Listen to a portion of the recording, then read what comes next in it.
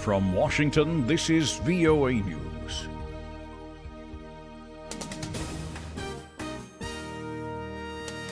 I'm Jonathan Smith reporting. President Trump said Monday that American attempts to deal with North Korea have failed for more than 2 decades. On Twitter, he said our country has been unsuccessfully dealing with North Korea for 25 years, giving billions of dollars and getting nothing. Policy didn't work. His new remarks were the latest hint from the president that he could upend long-standing American policy aimed at combating North Korea's nuclear weapons development short of confrontation. The director of the International Atomic Energy Agency said on Monday that he is not optimistic about possible solutions to the North Korean nuclear crisis. Yukiya Amano made the remarks in his opening statement in Rome to delegates at the 20th Annual Conference on International Cooperation for Enhancing Nuclear Safety.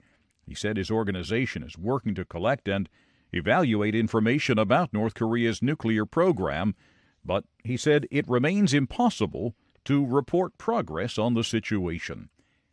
The International Committee of the Red Cross has decided to drastically reduce its presence and relief operations in Afghanistan. Monica Zanarelli is the aid group's country head. She said on Monday that a series of recent attacks have killed 7 of the organization's staff, including a foreigner. She said this is a difficult moment for the ICRC and the staff.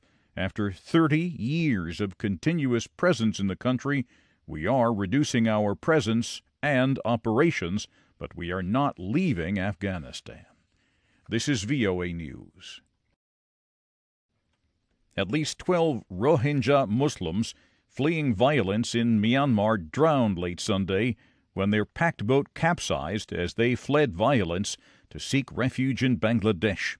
Officials said the bodies of 10 children, 1 woman, and 1 man have been recovered.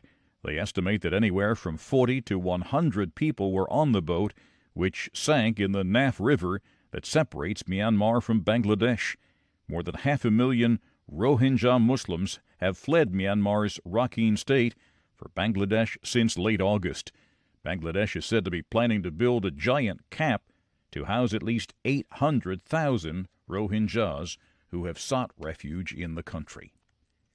The International Labor Organization is urging private enterprises to invest more in workers and promote innovation to stem rising joblessness around the world.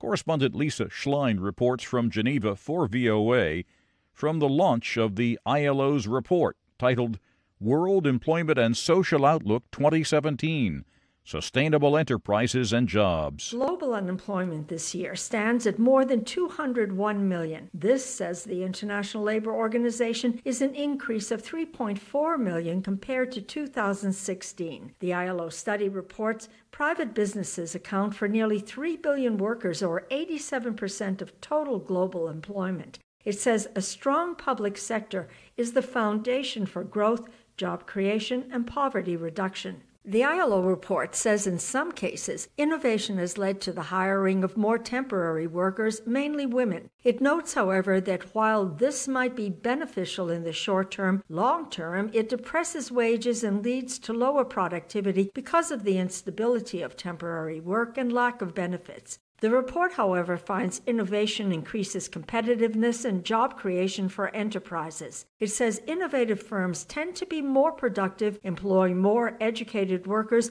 offer more training, and hire more female workers.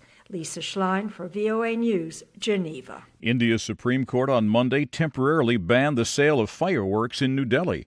Millions of fireworks are lit around Diwali, which falls on October 19th this year, worsening the city's pollution, which is among 1,600 countries surveyed by the World Health Organization, ranked the worst.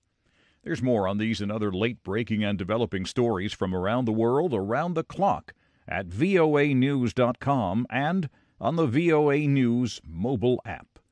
I'm Jonathan Smith reporting from the world headquarters of the Voice of America in Washington. That's the latest world news from VOA.